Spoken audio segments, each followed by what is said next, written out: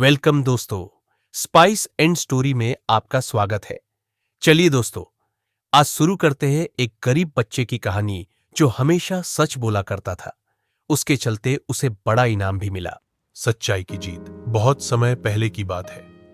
एक छोटे से गांव में रामू नाम का लड़का रहता था।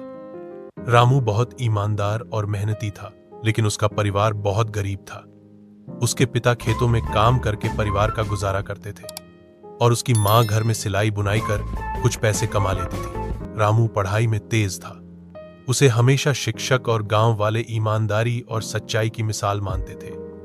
लेकिन गरीबी के कारण कई बार उसे अपने सपनों को पूरा करने में कठिनाई होती थी। एक दिन गांव में यह घोषणा हुई कि शहर का एक बड़ा व्यापारी अपने बेटे के लिए ईमानदार और होशियार लड़का ढूंढ रहा है, जिसे वह पढ़ाई के लिए मदद देगा और आगे चलकर अपने कारोबार में भी काम देगा।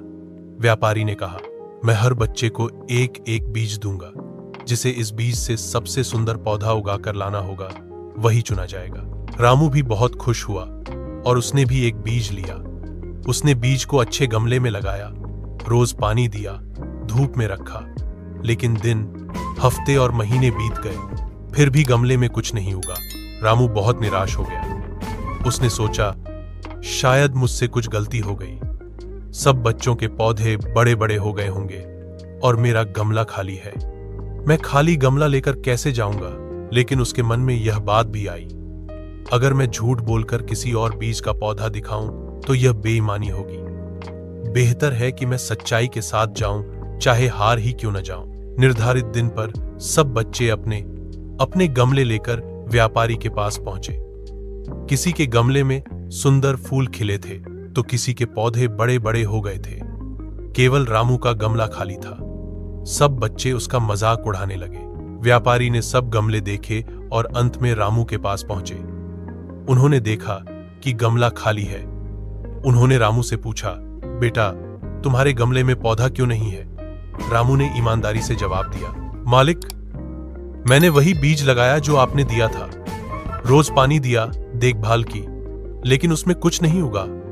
मैंने सोचा कि झूठ बोलकर दूसरा पौधा लाना सही नहीं होगा, इसलिए खाली गमला ही लेकर आया हूं। व्यापारी यह सुनकर मुस्कुराए और सब बच्चों को संबोधित करते हुए बोले, तुम सबने जो पौधे लाए हैं वे सब झूठे हैं, क्योंकि मैंने जो बीज दिए थे वे पहले से उबले हुए थे।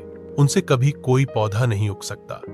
लेकिन केवल रामू ने सच्चाई और ईमानदारी दिखाई है, वही इस अवसर का असली हकदार है। यह सुनकर सब बच्चे शर्मिंदा हो गए और रामू की ईमानदारी की प्रशंसा करने लगे। व्यापारी ने रामू को अपने संरक्षण में लिया और उसकी पढ़ाई और भविष्य की जिम्मेदारी उठाई। नीति: सच्चाई और ईमानदारी भले ही कठिन रास्ता हो, लेकिन अंत में हमेशा जीत उसी की होती है।